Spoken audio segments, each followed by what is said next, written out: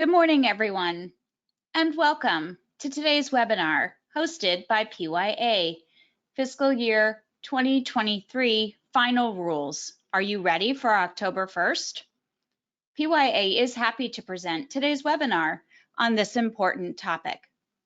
You will have the opportunity to submit questions to today's presenters by typing a message into the question pane of the control panel. We'll collect these and address them by email after the webinar. All of our webinars are recorded and released with a copy of the slides after the event. With that, I would like to introduce Martie Ross, Consulting Principal, and Kathy Reep, Consulting Senior Manager at PYA. Good morning and welcome to our Let's Talk About What's Going to Be Effective October 1 HRR presentation. So as we start looking at the final fiscal year 2023 rules, we're going to walk through the inpatient rule, the skilled nursing, inpatient psych, inpatient rehab, and the hospice rule, just to let you know what has been finalized for 2023. Again, these rules are effective October 1. So let's start with the inpatient PPS rule. This is for the acute care hospitals and just making sure that everyone is aware of the changes that have been finalized. I would start by saying we have a huge victory, but I don't know that I want to really say that. We did have the highest, according to this final rule, we have the highest rate increase in the inpatient operating payment that we have had for 25 years. Before long, I'm going to be able to tell you how it's going to drop down, but it is a 4.3% increase in our base rate. That the proposed rule was at 2.6%. So you can see that that is a huge increase over what we had seen in a proposed rule format. But as usual, CMS has found ways to take that large increase and kind of dwindle it away for certain provider types and to address other reimbursement issues that takes it down. Some of those offsets. One is the outlier payment. We're going to talk about the actual outlier reimbursement in a minute, but the change in the outlier threshold means that we will have a negative 1.75% reduction in overall spending.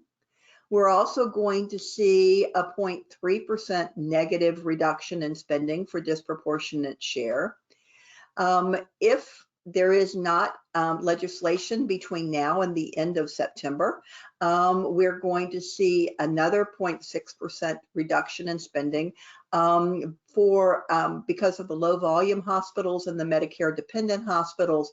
Essentially, that brings us to, rather than a 4.3% increase, really an effective 1.7% increase in the rates. So recognize that that 4.3 is in the base rate, but of other adjustments that are being made to Medicare spending will actually further reduce that amount.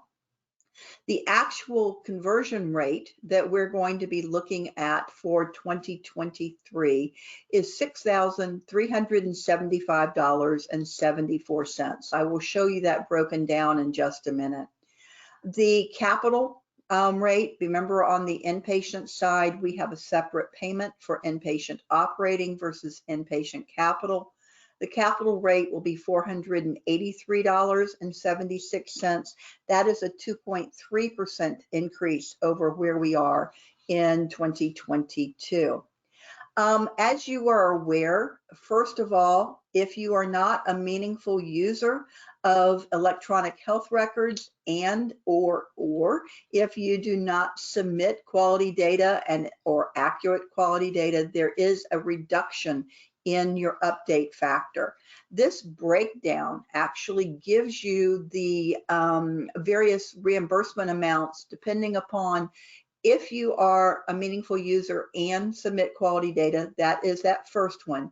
But then as you go further, you actually wind up with further reductions in your update. The reason there are two slides that address this is, first of all, if you are a hospital in a market with a wage index greater than 1, 67.6% of your payment is tied to labor. That is the same as it was for 22. And therefore, you see the labor, non-labor breakdown a little bit different than you do on this slide, which is if your wage index is less than or equal to 1. Then you wind up with a slightly different discrepancy in the dollar amounts between labor and non-labor. But the thing that I think is important is these tables came directly from CMS. They came out of the rule. So let's go back to slide 1, where I said we have a 4.3% increase in the base rate. The tables that were published by CMS actually show 3.8% increase if you are a meaningful user and submit quality data. So CMS has already taken into account some adjustments from that based upon productivity. So what are some of the other changes that they made in this final rule? The first thing that they did, and I think this is a definite positive, we're talking more dollars today. We're not going to go through a lot of discussion. We're not going to go through any discussion on any DRG changes in terms of this DRG got a higher weight than it had before, et cetera, et cetera. But they did put into place a cap on DRG weight fluctuations. And they have essentially said that a particular DRG cannot have a weight decrease greater than 10% from the prior fiscal year. So for 2023, we've got 27 DRGs that are being held at a capped in terms of the weight of those DRGs could have gone down lower, but they are actually capping it at no more than a 10% decrease. The other thing that they did, and they had proposed this in the proposed rule, and they did follow through with it. And I think it is a good opportunity to perhaps lessen impacts that we might see in future years. But in the calculation of the various DRG weights for the 2023, they used two sets of claims. They essentially used the claims that had COVID as a diagnosis somewhere on the claim, and those claims that did not have COVID. So you might have a patient admitted with a principal diagnosis of pneumonia who had an additional diagnosis of COVID. That would be in bucket number 1 versus the just pneumonia patient. And therefore, they then calculated the weights for all of the DRGs, including COVID, those without COVID, then they averaged them together to come up with the relative weights for 2023. Be interesting to see if they do this going forward for another year or so, but at least this will have a, I guess I would say if they did not separate those, then we might see some major changes in DRG weights that would have skewed the system for a period of years. So recognize that they are doing this balancing act to better address the changes with COVID. On the wage index side, we have a number of provisions related to the wage index that they either finalized or didn't. So let's look at what they're doing. First of all, as I mentioned earlier, for those hospitals with a wage index greater than 1, the labor share is 67.6%. That is where we are now. But statutorily, we are at 62% for those hospitals with a wage index less than or equal to 1. The reason for this discrepancy in the two wage index adjustments is really, if you look at it from the perspective of a provider with a wage index less than 1, if you were to multiply 68% of their base rate by that number less than 1, their reimbursement would go down significantly, as opposed to those providers with a wage index greater than 1, 68%, multiply that by the labor portion, that actually is going to be a higher number. So this was done by Congress a few years ago, essentially as a way to protect those hospitals in areas where the wage indices are low, because that is the market within that community. They are moving forward as proposed with a permanent 5% cap on any reduction in a hospital's wage index from one period to the next. It doesn't mean that you can never drop more than 5% from where you are now, but it does mean that from 1 year to the next, you will be capped at a 5% decrease from 1 year to the next year.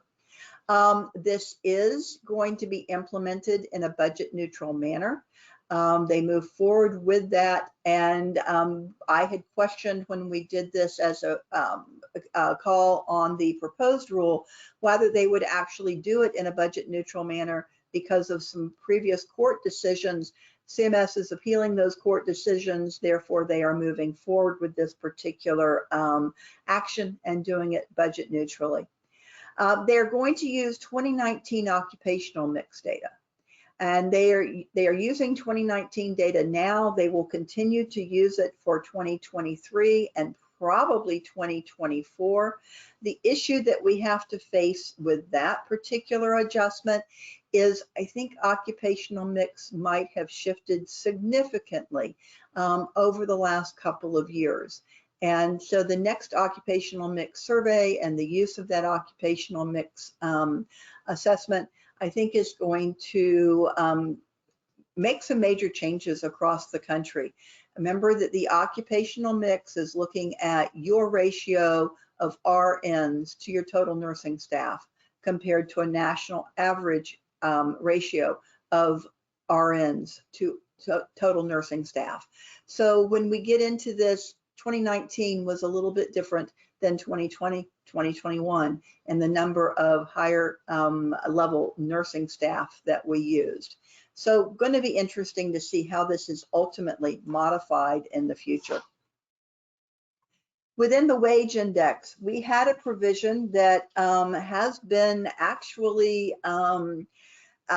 addressed at the court level, and CMS is ignoring what the court said, at least for now. What was put in place a few years ago was for a period of 5 years, a low wage index hospital policy that identified those hospitals in the lowest quartile of wage indices. And it increased their wage index up to half of the difference between where they were and the 25th percentile.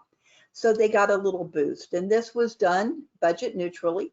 Hospitals who found their payments going down because others were going up, limited pool of money, were not happy. They litigated this, and CMS did lose in a March of 22 court decision. However, CMS said in this final rule that they are appealing that court decision that was made in March, and therefore they're going to continue for 2023 to address the low quartile hospitals and to provide them with this boost in their wage index.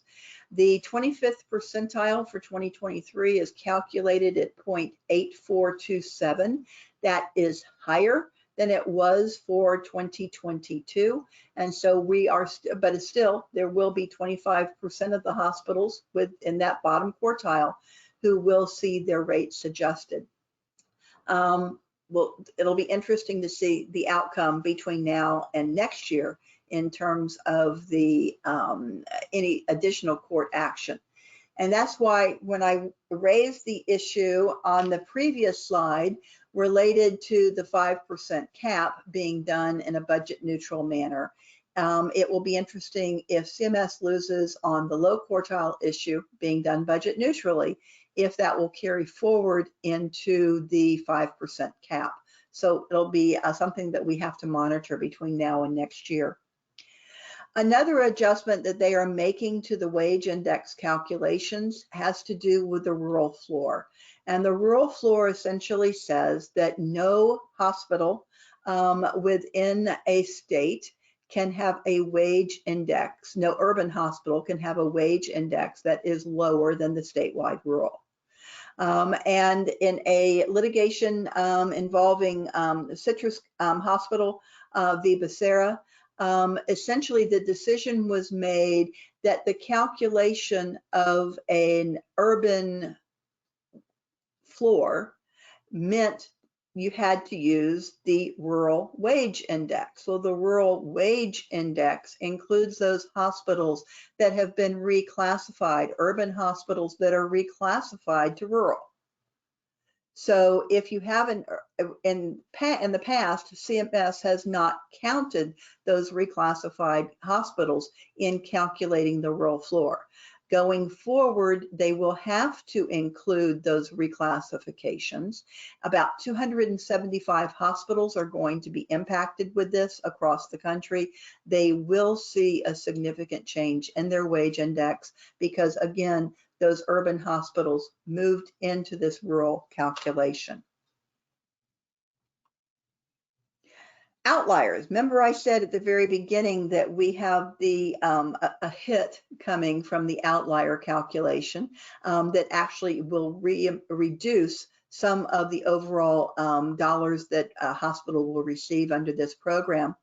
The current outlier threshold, claims have to exceed this threshold. The cost on their claim has to exceed the DRG reimbursement plus this threshold amount. Currently, the threshold amount is $30,988. They proposed a threshold of $43,214. I guess I would say, fortunately, they did not use that proposed number, but they settled on $38,859 as the outlier threshold for 2023. They said that they are using 2018 and 2019 claims data to lessen the impact of the pandemic. It was taking into account COVID-related claims that got us into that $43,000 outlier number. And they had actually said that $43,000 was calculated without COVID claims. It would have been about $58,000 if they had included COVID claims. But they have decided to use 2018, 2019 claims data to calculate the rate.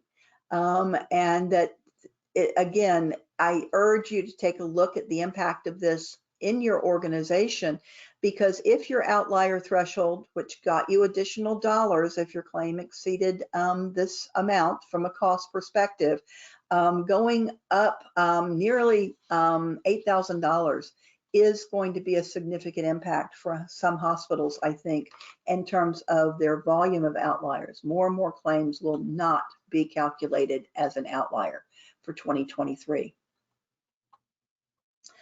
Let's talk about uncompensated care. Now, the issue with uncompensated care is more and more people have insurance, even though in some instances, because of the public health emergency, it is temporary and could go away at really any point in time once the public health emergency ends. But because right now the pie of uncompensated of people, or the more people have insurance, therefore the pie of uncompensated care dollars decreases. They are proposing a reduction in the uncompensated care pool that is available for providers of close to $320 million. However, they had proposed significantly higher hit on hospitals. So recognize that we did have a little bit of saving grace, I guess I would say, with this particular provision. The hit is not as high as it could have been, but the total DISH dollars that are going to be available are $10.4 billion. Uncompensated care pool goes down just a hair because of the volume of insured individuals. They are using 2018 and 2019 worksheet S10 data to calculate the uncompensated care pool, but beginning in 2024, they're going to use 3 years worth of S10 data. If you remember, a couple of years ago, we were using 3 years of data for this calculation. They proposed using 1 year. Therefore, they slowly moved us from 3 to 2 to 1. And now we're going back up to 2 and then 3 years of data, really averaging the uncompensated care, the data on the S10 for the number of individuals who are uninsured. Section 1115 waivers. This really only applies to a handful of hospitals or a handful of states. I want to say maybe 5 or 6. I know Florida, Kansas, Tennessee, Texas are in this. And it is the issue of your state Medicaid waiver. If you have an 1115 waiver and you have an uncompensated care pool, within that uncompensated care pool, you could have people who are paid through that pool, Medicaid dollars. They are paid through that pool, but they are not actually enrolled in the Medicaid program.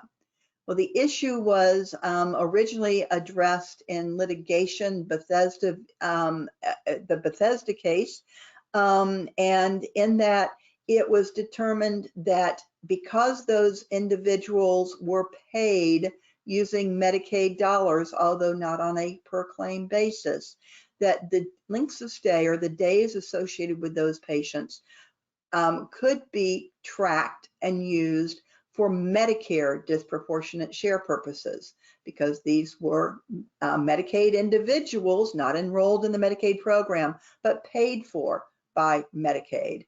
Last year, CMS, after they lost in court, they proposed to change the rule related to calculating these 1115 waiver days as a part of Medicare disproportionate share.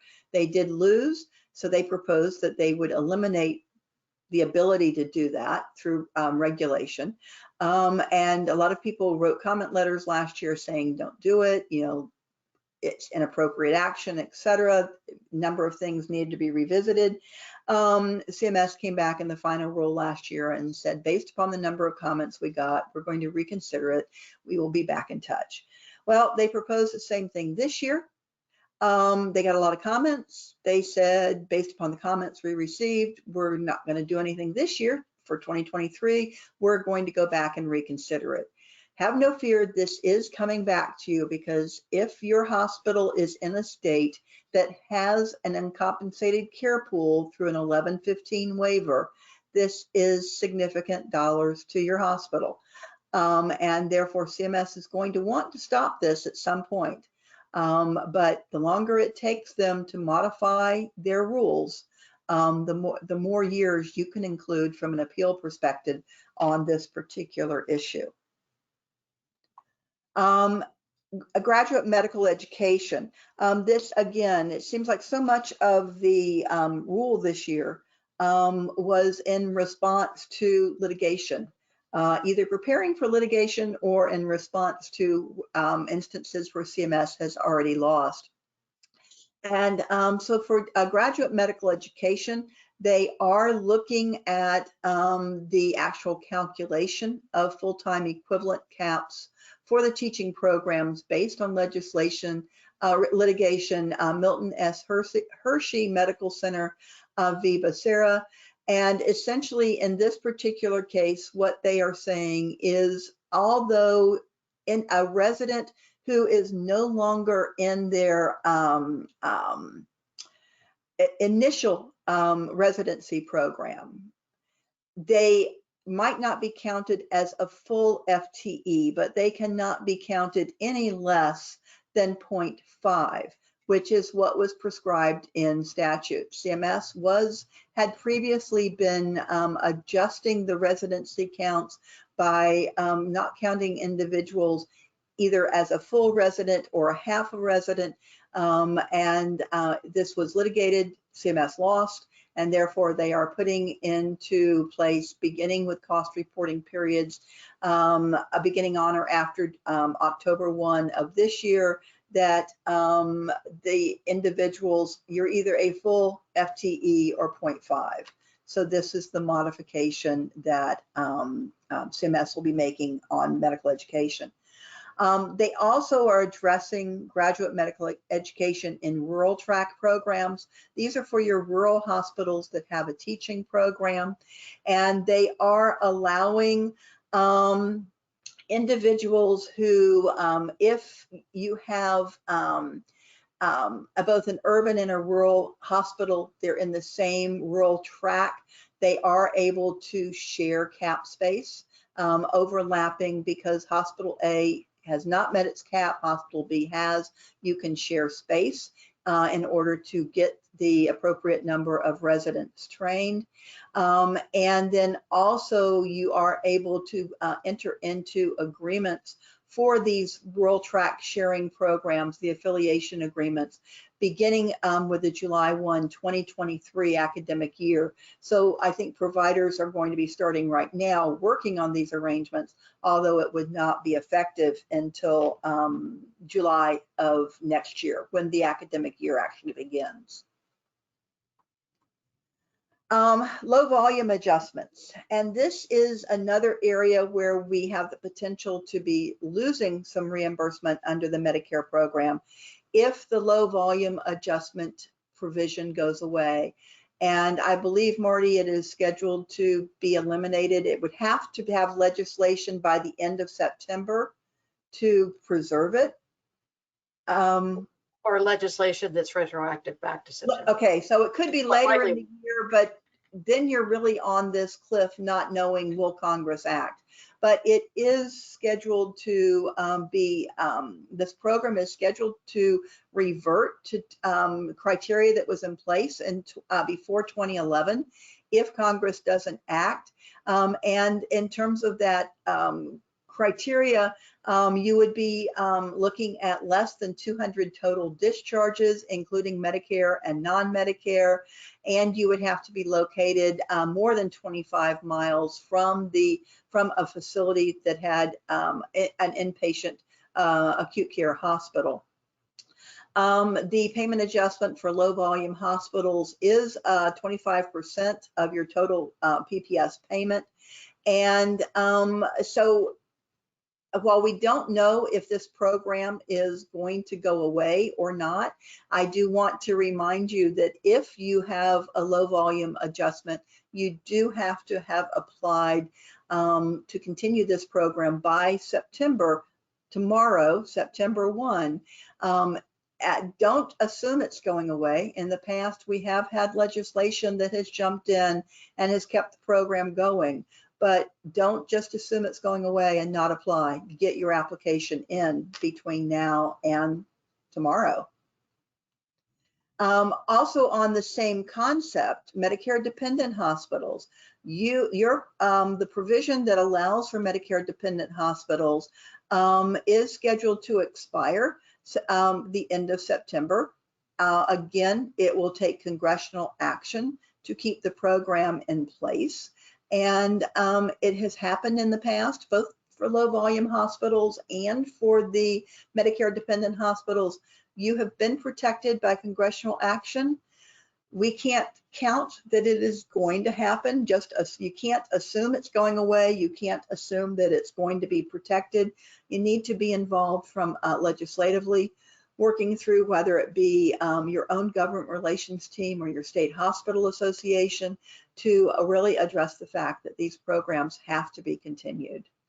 They are vital to the communities in which they serve. Martie. Thank you, Kathy. Let's switch gears. Enough about the money. Let's talk about other things. Although the inpatient quality But reporting money allows you program, to do these other things. I know, but and in fact, your reporting on IQR is directly tied to the percentage of payment update that you will receive. So your failure to submit reporting during a particular calendar year is going to impact your payment update in the following 2 years. So you've got the reporting period, then 2 years later, that impacts your adjustments here. This year, CMS had proposed a number of changes to the IQR. It finalized all of its proposed changes to the IQR here. We'll focus in on a couple of these, but appreciate that some of these will impact very quickly. And we'll begin in January of 2023 in terms of data collection for purposes of submission. And those will impact payment then in the period following. So let's deal down. One here to note before we go down drilling down is this new hospital level risk standardized patient reported outcome relating to hip and knee. That's a new animal, having a patient reported outcome measure. In the final rule, CMS provided the detail on the methodology for reporting on this particular measure. So something certainly worth paying attention to. As you see, there's a pretty long glide path to actually this data impacting your payments because we're affording 2 years for voluntary reporting to smooth out any issues with the process. So it'll be in 2024 that we'll hit the mandatory reporting for that particular measure.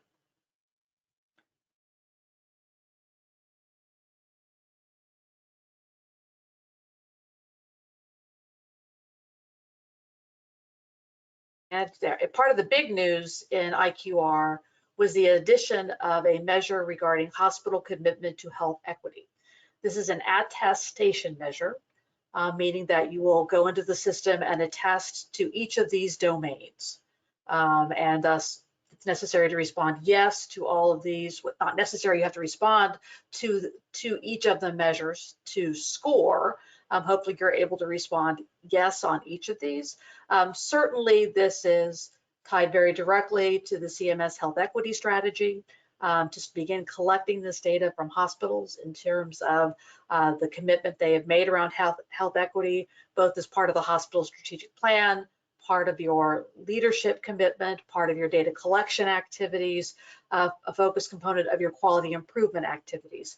All of that geared towards identification of populations within your community that are challenged in accessing services. And so how is the hospital identifying those access barriers and then responding to them?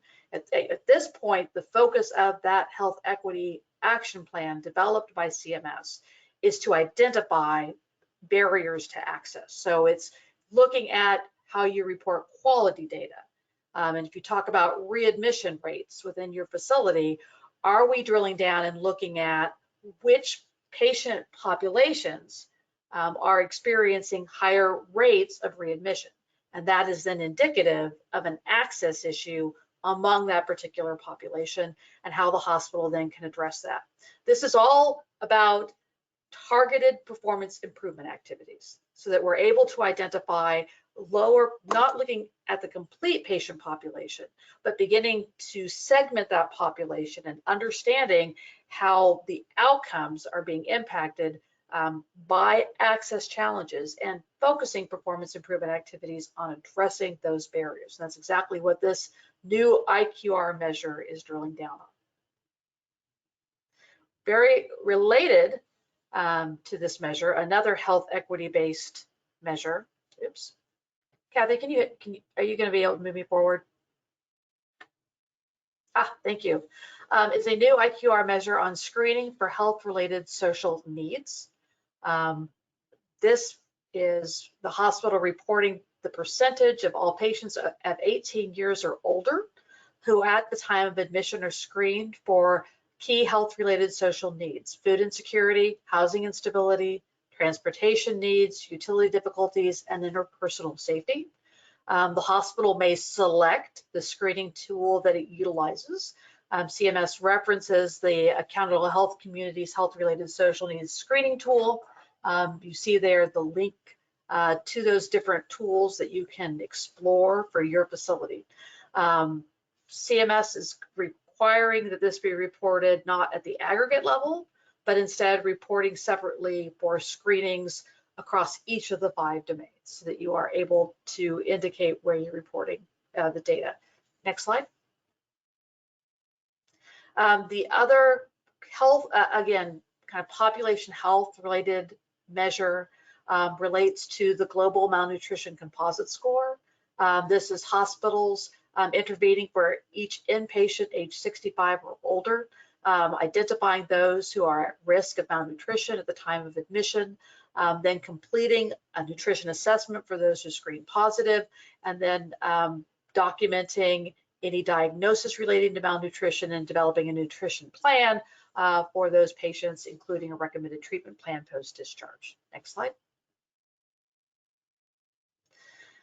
Switching gears from the IQR program to its close cousin, the Promoting Interoperability Program, a hospital demonstrating meaningful use of an electronic health record. CMS is recalibrating the point totals for purposes of determining meaningful use. You see the comparison between the current detail assignment of points to measures in 2022 versus 2023. So we have a re-weighting of these measures, some addition of new measures to pay attention to. And then, of course, in addition to reporting on these measures and scoring these measures, you continue to have the other promoting interoperability requirements relating to security risk analysis, as well as your EQM measures, reporting on the EQM measures, although they are not scored as well. So those changes to the program beginning here as of October 1st this year. Next slide. Regarding the 3 hospital value-based payment programs, beginning with the Hospital Readmission Reduction Program, CMS will continue to suppress the pneumonia readmission measure until 2024. So for 2023, it will continue not to include that measure because of the impact of COVID. But that will again go back online for 2024. Again, reporting on readmissions on Care Compare will continue to include the pneumonia measure. It will not be included in the calculation for purposes of the payment adjustment associated with HRRP. Then beginning this year, we will continue to exclude patients that have a COVID-19 diagnosis from the measure. So again, if we're reporting on the measure, although we're not payment adjusting in 2023, but as we calculate and report on the measure, we're going to exclude those patients that have a COVID-19 diagnosis. And then otherwise, CMS will be applying a covariate adjustment for those patients that have a history of COVID-19 within a one-year period for all the other measures included in the hospital readmission program. So adjusting for COVID conditions in that particular area. Of note here is that in the proposed rule, CMS had done a request for comment regarding additional health equity related adjustments to the HARRP program. As you know, HRRP is adjusted across for different hospitals depending on the percentage of dual eligible patients that are served by that hospital. So it's not a nationwide comparison of readmission rates. It's a readmission rate within your particular grouping. And again, that grouping is based on the number of dual eligibles that you serve.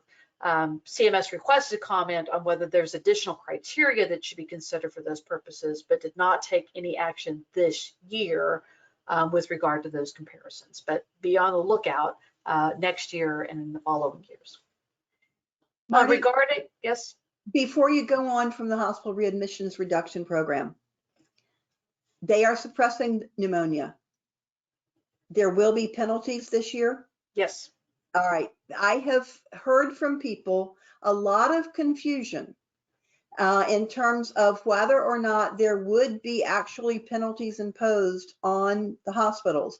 And I just wanted to make sure that we addressed with folks that under the hospital readmissions reduction program, you are going to be subject to penalties. And again, remember, it's a both ways. If you do really, really well, you get a bonus payment. So Right. There's still optimism here. Yeah, remember, there's 3 separate value-based payment programs within IPPS. Readmissions, value-based purchasing, and then HACs, hospital acquired conditions. The last 2 are suppressed for 2023. So in the case of the value-based purchasing program, where that's based on a 2% withhold, and then CMS redistributes that 2% withhold based on your score on the measures within the value-based purchasing program. For this year, again, we'll continue to report on the measures. That information is going to be available on Care Compare. Still say Hospital Compare, Care Compare now, right? But we're simply going to redistribute those payments back. So there will be no impact to your score on your payments in the hospital value-based purchasing program. Again, similarly for the hospital acquired reduction program, my favorite acronym of all time, the HAC program, no hospital will be penalized in 2023. So this is a program where those that score in the lowest quartile are penalized. This is not the budget neutral, give, Robin Hood approach of take from the bad hospitals and give to the good. Instead, this is just a negative penalty if you're in that bottom quartile. But for 2023, there will be no adjustment to those hospitals. Again, data still will be reported, but then for 2024, CMS has proposed a number of relatively technical adjustments to the measures, again, primarily to account for the impact of COVID long-term on the program itself. So again, as Kathy, as you noted, yes, there'll be adjustments based on the readmission reduction program. No, for 2023, there will not be adjustments based on value-based purchasing or HAC. Thanks, Next Marty. slide. Next slide. Trying. Yeah, these basic things, challenges. The birthing friendly hospital designation, and that's now the term. It's a birthing friendly hospital. This is a designation that will be awarded beginning in the fall of 2023 with a designation for your hospital posted on the Care Compare website.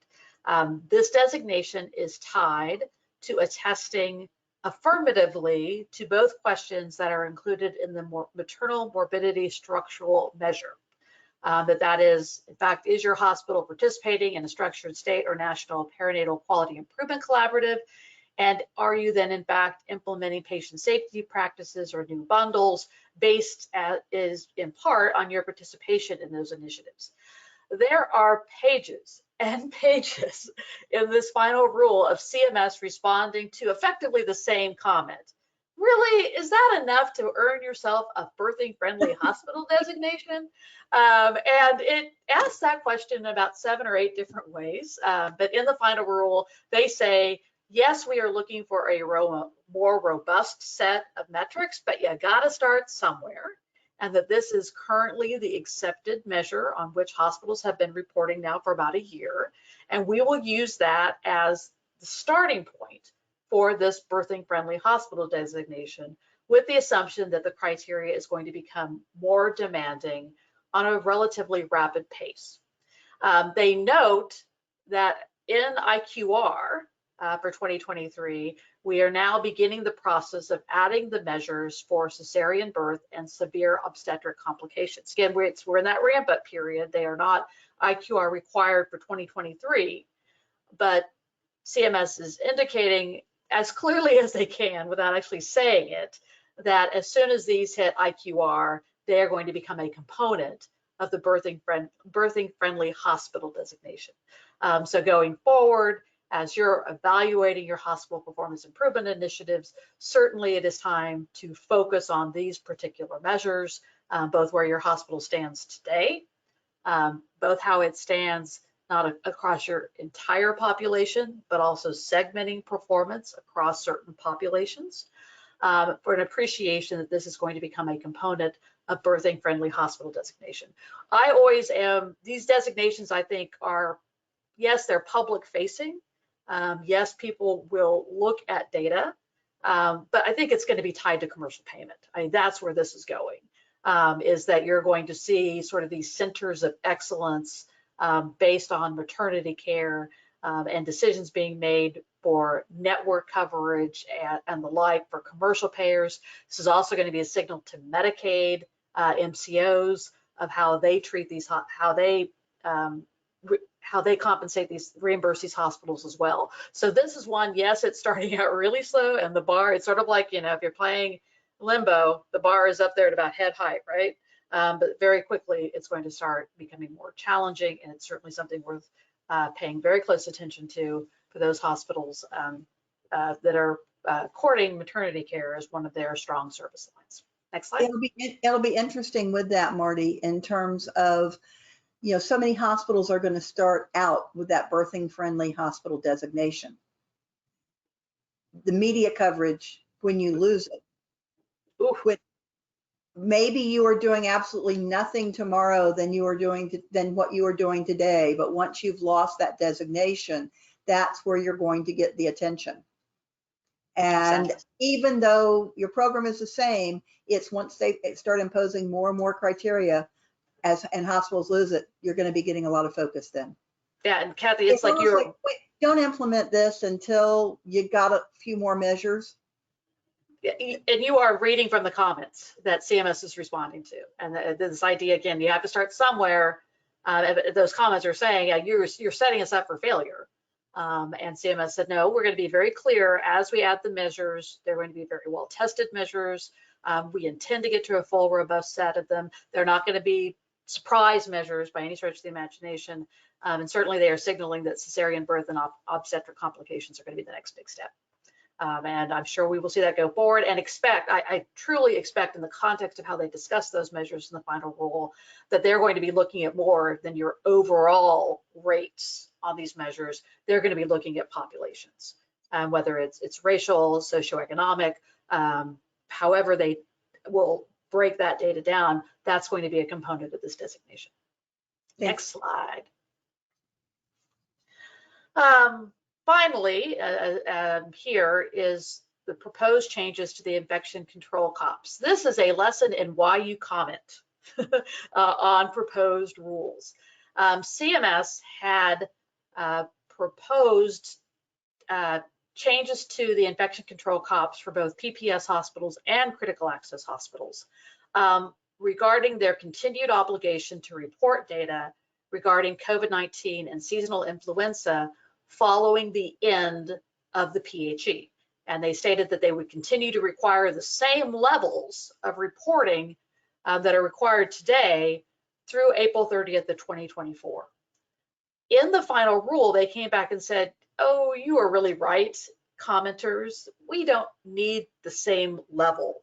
In particular, this data we have been requiring about staff rates of infection and death and suspected cases of COVID and influenza, that is not necessary that reporting continue. And thus, yes, there will continue to be post-PHE reporting requirements, but in response to the comments, we will significantly lessen that administrative burden.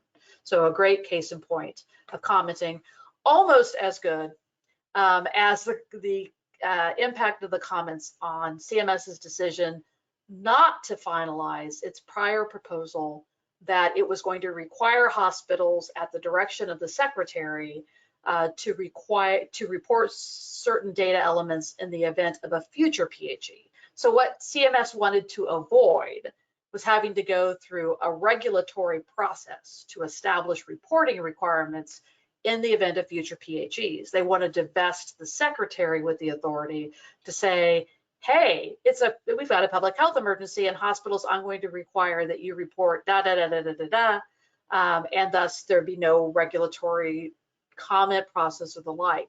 And in response to comments, highly critical comments on this particular point, CMS backed up and said, you're absolutely right. We need to go through a process of working with stakeholders to determine what's the right data to be collecting, how it should be collected in the event of a PHE, and that should not be unilateral authority vested with the secretary going forward. So yay to stakeholders for commenting on this and reducing burden in the event of a future PHE. So next slide. Enough of IPS. Let's talk about the other rules, right? Yes, and you're looking at your clocks and you're saying we've got less than 10 minutes left and we've got all these other rules to go through. Recognize that the other rules that we're going to talk about did not have the same impacts, the same volume of changes. So this will be fairly quick for you. For those of you who are rehab hospitals and the like, please, we aren't picking on you and saying there's nothing going on, but we just want you to know we're going to cover those key topics in those rules. Inpatient rehab, IRF PPS. You did see a significant increase, 3.2% in your rate. That is a positive. From the outlier threshold perspective, similar to what they did with the inpatient program, we are again seeing a huge jump in the outlier threshold, a little bit over $3,000. Going from $9,491 to $12,536. Again, that's what a claim is going to have to exceed at a cost level, the current reimbursement by $12,500 before it will be considered an outlier. So again, I urge you again, evaluate your current claims to see what this is going to do to you moving forward. That same cap on wage index decreases, that 5% cap will carry through for inpatient rehab.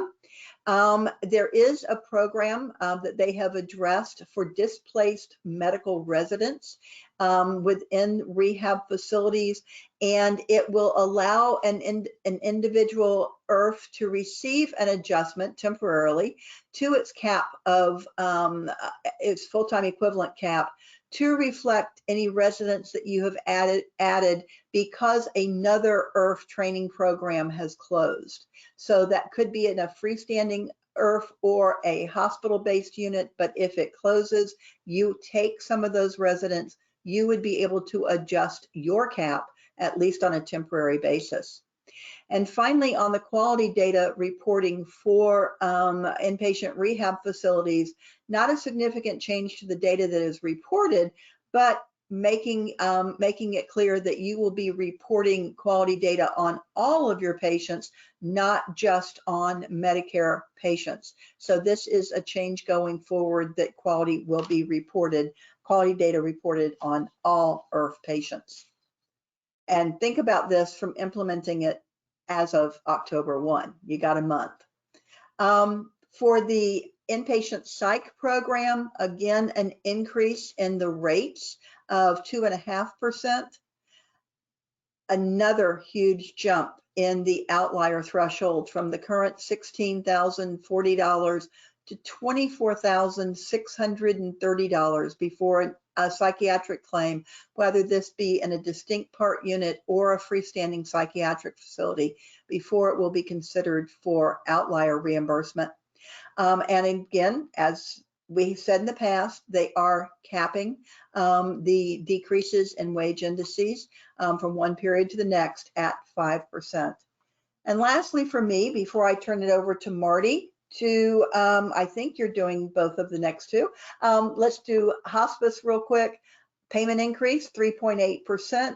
And your aggregate cap, this is the maximum dollar reimbursed, is currently $31,297. This is going up to $32,486. So I mean, when you start getting into some of these other programs, the changes are not as significant. So Martie, skilled nursing? Skilled nursing, there was a lot of good news for skilled nursing facilities in their final rule. The most significant being a payment increase of 2.7% compared to the proposed 4.6 reduction. The majority of this, well, two factors that turned the car around here was CMS applying a 1.5 percentage point market basket forecast error adjustment, i.e. we underestimated how quickly your costs were increasing, and thus between the proposed rule and the final rule, we're going to increase the market basket or update. So that was a significant change upward, and that was similar to what that's the reason we're seeing all of the facilities receiving higher payment adjustments than they would have received under proposed rules. And I'm the first to say it's not enough given what hospitals are facing these days and other facilities are facing, but at least some acknowledgement in the final rules for all of these federal fiscal year facilities. The other significant impact here, unique to skilled nursing facilities, was how CMS chose to address the impact of the patient-driven payment model change. So in 2019, October of 2019, we went from RUGs to PDPM in the manner in which we calculate SNF payments. CMS had predicted that would be a budget neutral transition. It would simply change for what the payments were made as opposed to the amount of payments made to skilled nursing facilities. So a de-emphasis on therapies, a higher emphasis on focus on the activities of daily living. In fact, that implementation of PDPM drove up SNF reimbursement. And now because it had to be implemented in a budget neutral manner, CMS has to make adjustments in future federal fiscal years to account for that change in reimbursement. CMS had proposed to slap the whole thing on 2023, which would have been the driver of that 4.6 reduction. Instead, CMS has chosen to split the impact over 2 years, and thus there'll be a 2-year phase-in with reductions in 2023 and 2024. So it's not as if it's going away, it's just delaying the pain a little bit, but the net result of that has been you'll see a payment increase instead of a decrease in 2023. Again, like all of our other friends, we have the permanent cap on the wage index decreases. Changes to the SNF quality reporting program is CMS is adding a new influenza vaccination coverage for healthcare personnel measure in 2024. And they are also changing the compliance date for certain SNF quality reporting program requirements. CMS had, during the pandemic, said we're going to push these deadlines to the October 1 following the 2 years after the end of the PHE. I have to get that math right in my head. And CMS said, yeah, that was crazy. We're going to change those dates now to October 1st of 2023. And so those reporting requirements will go online, sort of one of those few examples of reversing allowances that were made during the PHE. And then on the SNF value-based purchasing program, which is that one measure, at this point it is still one measure, which is the SNF all-cause readmission measure. We will still not apply that in 2023, so one more year of relief due to the pandemic, but it will go online in 2024. Plus, CMS is teeing up additional measures now to add to SNF value-based purchasing, including the hospital-acquired infection, a SNF acquired healthcare infection, and as well as total nursing hours per resident. Those will be the 2 measures added in 26. And then in 27, a discharge to community post-acute care measure will be added. So that program will ramp up. What's not on this page that you should be excited about is staffing requirements. So that there was a request for information as part of the proposed rule. CMS says we need to start talking about staffing requirements in these skilled nursing facilities. We were holding our breath that those wouldn't come around this year. That's the good news. CMS says, thank you very much for the comments. We'll take them under consideration, meaning we will wait impatiently to see the SNF proposed rule for FY 2024, or even a separate published rule at some time before that may address staffing requirements. And then finally, very briefly, next slide, the long-term acute care hospitals, this is actually published along with the IPPS rule. The issue here is again, increase of the payment rates are 2.4%, and revising that federal standard rates. So again, just a payment change again for our long-term acute care hospitals. So that is the rules that go into effect October 1 of 2023.